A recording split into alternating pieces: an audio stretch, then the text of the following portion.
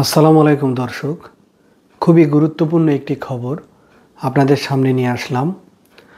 বাংলাদেশ জামাতে ইসলামের আমির ডক্টর শফিকুর রহমান আজ রাতে একটি বিবৃতি দিয়েছেন। খুবই গুরুত্বপূর্ণ বিবৃতি দর্শক। এই যে আজকে শাহজালাল আন্তর্জাতিক বিমানবন্দরে কার্গো ভিলেজে আগুন লাগলো, এটি কিন্তু নিছকই কোনো দুর্ঘটনা নয়।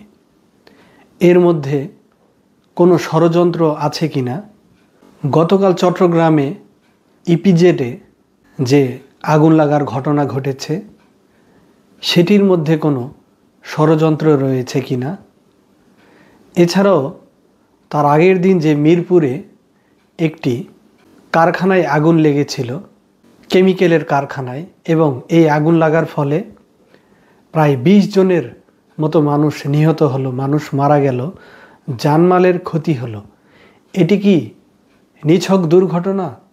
এই যে পরপর 3টি বড় ধরনের অগ্নিকাণ্ডের ঘটনা ঘটল, এটি কি শুধুই দুর্ঘটনার কারণে ঘটল, নাকি এর মধ্যে কোনো ষড়যন্ত্র রয়েছে? কেউ পরিকল্পিতভাবে আগুন লাগিয়ে দিচ্ছে, কোনো পক্ষ দেশের বিরুদ্ধে ষড়যন্ত্র করছে কিনা, এটি কিন্তু সন্দেহ করছে বাংলাদেশ জামাতে ইসলামী। আর এই কারণেই বাংলাদেশ জামাতে ইসলামের আমির একটি গুরুত্বপূর্ণ বিবৃতি প্রদান করেছে দর্শক। আমি আপনাদেরকে সেই বিবৃতিটি পড়ে শোনাবো, বিশ্লেষণ করে শোনাবো দর্শক। চলুন আমরা বিবৃতিটি শুনি।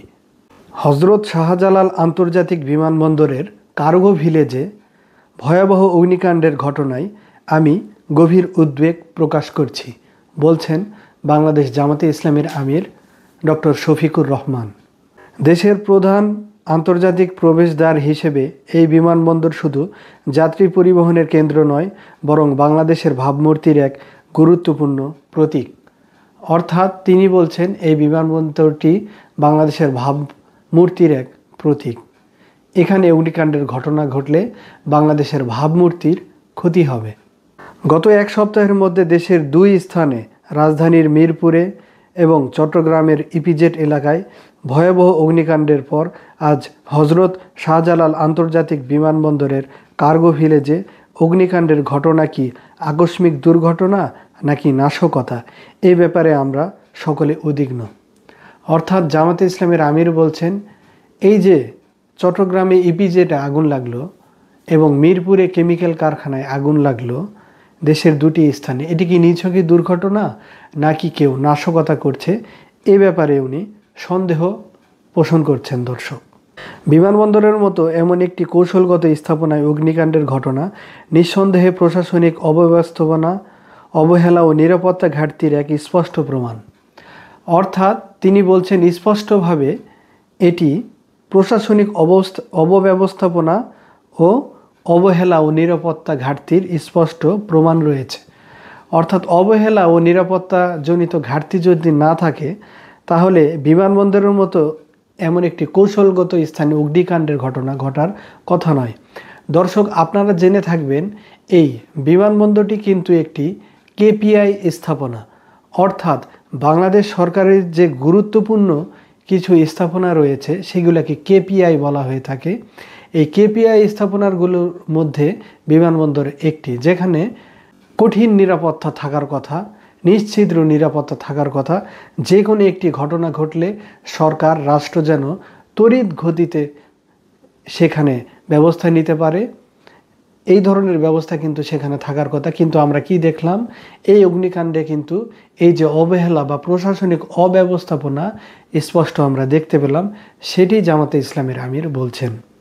এই ঘটনায় যদি কোনো গাফিলতি, অব্যবস্থাপনা বা নাশকতার উপাদান থেকে থাকে, তবে তার সুষ্ঠু, নিরপেক্ষ, দ্রুত তদন্ত নিশ্চিত করতে হবে সংশ্লিষ্ট কর্তৃপক্ষে।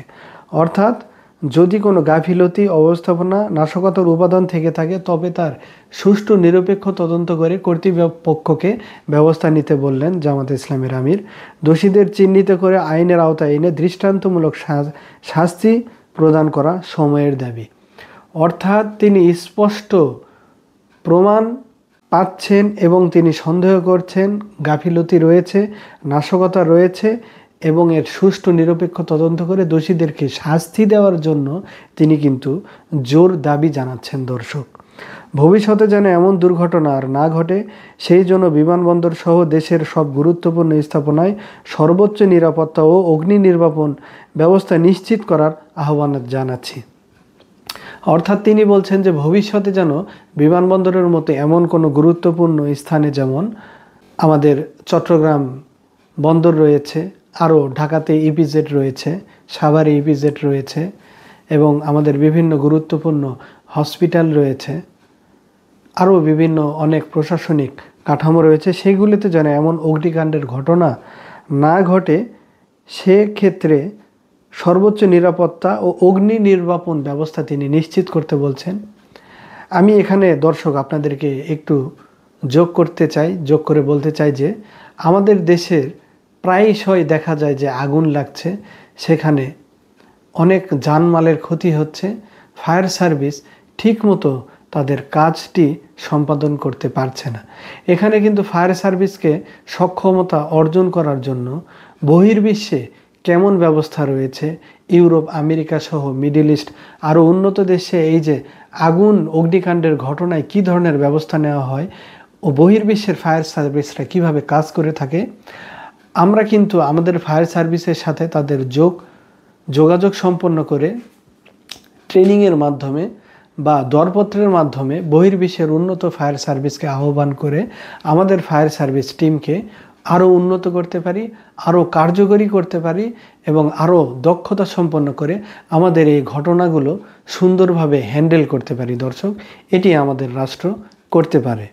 এরপরে বাংলাদেশ জামাতে ইসলামের আমির আরও যেটি বলছেন যে আতঙ্কগ্রস্ত যাত্রী ও সাধারণ মানুষের প্রতি গভীর সহমর্মিতা জানাচ্ছি এবং আমদানিকারক সহ ক্ষতিগ্রস্ত ব্যবসায়ীদের প্রতি আন্তরিক সমবেদনা প্রকাশ করছি। ফায়ার ফাইটার সহ সংশ্লিষ্ট বিভিন্ন বাহিনীর সদস্য যারা আগুন নিভানোর কাজে নিয়োজিত আছেন তাদের প্রতি বিশেষ কৃতজ্ঞতা জানাই। মহান আল্লাহ তাআলা আমাদের প্রিয় দেশকে সকল দুর্ঘটনা, বিপর্যয় ও অনাকাঙ্ক্ষিত ঘটনা থেকে হেফাজত করুন, আমিন। অর্থাৎ দর্শক, বাংলাদেশ জামাতে ইসলামের আমির কিন্তু যারা ফায়ার ফাইটার রয়েছে এই কাজে নিয়োজিত আছে তাদের প্রতি কিন্তু সন্তুষ্টি জানালেন যে তারা অনেক পরিশ্রম করছেন এবং এই যে বিমানবন্দরে যে অগ্নিকাণ্ডের ঘটনাটি ঘটল সেখানে বিভিন্ন আমদানিকারকের কিন্তু পণ্য রয়েছে। যেখানে আগুন লেগেছে সেটি কিন্তু একটি কার্গো ভিলেজ, অর্থাৎ সেখানে বিভিন্ন মালামাল থেকে থাকে। আমাদের দেশ থেকে বিদেশে যেসব মাল রপ্তানি হয়ে থাকে এবং বিদেশ থেকে যেসব মাল আমাদের দেশে আমদানি হয়ে থাকে এই কার্গো ভিলেজে কিন্তু রাখা হয়। এটি একটি মালামালের স্টেশন বলা চলে এবং সেখান থেকে কিন্তু দেশের বাইরে পণ্যগুলো যায়, আবার যেগুলো আমদানি পণ্য সেখান থেকে আমাদের দেশে বিভিন্ন স্থানে পাঠিয়ে দেওয়া হয়। এর ফলে কিন্তু ওই যে মালামালগুলো পুড়ে গিয়েছে সেক্ষেত্রে কিন্তু আমদানিকারক অর্থাৎ আমাদের দেশের ব্যবসায়ী যারা এবং রপ্তানিকারক অন্য যারা ব্যবসায়ী তারা কিন্তু ক্ষতিগ্রস্ত হয়েছে। এই ক্ষতিগ্রস্ত ব্যবসায়ীদের প্রতি কিন্তু বাংলাদেশ জামাতে ইসলামের আমির সমবেদনা জানালেন। দর্শক, এখানে খুবই গুরুত্বপূর্ণ যে বিষয়টি, এই যে পরপর তিনটি যে অগ্নিকাণ্ড ঘটল, এখানে আমি যে জিনিসটি দেখতে পাচ্ছি সেটি হলো মিরপুরে একটি কেমিক্যাল কারখানায় আগুনের ঘটনা ঘটল, সেখানে 20 জনের মতো মানুষ নিহত হলো। এর পরের দিন চট্টগ্রামে ইপিজেডে আগুন ধরল। দেখুন, ইপিজেডে কিন্তু যেসব মালামাল তৈরি হয় ফ্যাক্টরিতে সেগুলো কিন্তু বিদেশে রপ্তানি হয় সেই মালামালগুলো। এতে কিন্তু আমাদের বৈদেশিক মুদ্রার ঘাটতি হলো। এর পরের দিন কি হলো, আমাদের বিমানবন্দরে আগুন ধরল। এই যে বিমানবন্দরে আগুন ধরল এটিতে কিন্তু আমাদের দেশের ভাবমূর্তি অন্য দেশের কাছে ক্ষুণ্ণ হবে, আমাদের দেশের কিন্তু সুনাম নষ্ট হবে। যারা বিনিয়োগকারী ব্যবসায়ী আমাদের দেশে বিনিয়োগ করে থাকেন তারা কিন্তু আতঙ্কিত হবে, আতঙ্কগ্রস্ত হবে যে বাংলাদেশ কি আসলেই নিরাপদ একটি দেশ বিনিয়োগ করার জন্য, এটি কিন্তু প্রশ্ন তৈরি হবে। এছাড়াও দর্শক, আপনারা জেনে থাকবেন যে এই যে বিমানবন্দরে অগ্নিকাণ্ডের ঘটনা ঘটল, এখানে যে মালামালগুলো পুড়ে গেল, এর কারণে কিন্তু আমাদের দেশের বৈদেশিক মুদ্রার ক্ষতি হলো, আমাদের রিজার্ভের ক্ষতি হলো। কারণ সেখানে যে মালামালগুলো রপ্তানি হতো এর মাধ্যমে আমরা বৈদেশিক মুদ্রা উপার্জন করতাম, এবং যেই মালগুলো আমরা আমদানি করেছি সেগুলোও কিন্তু আমাদের রিজার্ভের বৈদেশিক মুদ্রা দিয়েই ক্রয় করার পরে সেগুলো আমাদের দেশে এসেছে। এর ফলে কি হলো, আমাদের বৈদেশিক মুদ্রা রিজার্ভের ঘাটতি হলো। অর্থাৎ এখানে নিশ্চয়ই কোনো নাশকতা রয়েছে, নাশকতার পরিকল্পনা করা হয়েছে। কেউ এই নাশকতার সাথে জড়িত রয়েছে আমাদের দেশকে ক্ষতি করার জন্য, আমাদের দেশের বৈদেশিক মুদ্রার যে রিজার্ভ রয়েছে এই রিজার্ভকে ক্ষতিগ্রস্ত করার জন্য। আমি কেন এমনটা বলছি দর্শক, আমি একটু বিশ্লেষণ করে দিচ্ছি আপনাদেরকে। দেখুন, ইতিমধ্যে কিন্তু ডক্টর ইউনূস যে অন্তর্বর্তীকালীন সরকারের প্রধান রয়েছে, তিনি খুব নিকটেই গত 2-3 দিনে আমরা দেখতে পেয়েছি চীনের সাথে বাণিজ্য করেছে এবং তুরস্কের সাথে বাণিজ্য করেছে, আরও কয়েকটি দেশের সাথে বাণিজ্য করেছে। কিসের বাণিজ্য? সেটি হলো যুদ্ধ বিমানের, ফাইটার বিমানের। চীনের সাথে প্রায় 20টি, তুরস্কের সাথে প্রায় 9-10টি বিমান, এবং আরও রাশিয়া থেকে আরও যুদ্ধ বিমান বা অস্ত্র শস্ত্র যোগান আসার কথা, বাণিজ্য হওয়ার কথা। ডক্টর ইউনূস কিন্তু আমাদের দেশের নিরাপত্তা যে ঘাটতি রয়েছে, আমাদের দেশের যেমন আকাশ প্রতিরক্ষার ঘাটতি ছিল, সেখানে কিন্তু তিনি কাজ করছেন। আকাশ প্রতিরক্ষা নিয়ে আসার জন্য তিনি চেষ্টা করে যাচ্ছেন। সেখানে যখন সফল একটি বাণিজ্য সম্পাদন হলো, আমাদের দেশের নিরাপত্তা ঘাটতি দূর হলো, নতুন নতুন যুদ্ধ বিমান এসে আমাদের বহরে যোগ হলো, তখন এই যে আমাদের কিছু শত্রু রাষ্ট্র রয়েছে তারা কিন্তু রাগান্বিত হলো।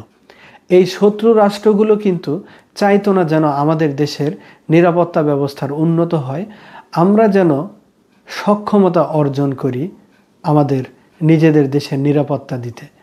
তারা কিন্তু বাধাগ্রস্ত করেছিল। প্রায় যুগের পর যুগ ধরে কিন্তু আমাদের দেশের নিরাপত্তা ব্যবস্থার যেন উন্নতি না করতে পারি আমরা, সেটি তারা বাধা দিয়ে রেখেছিল।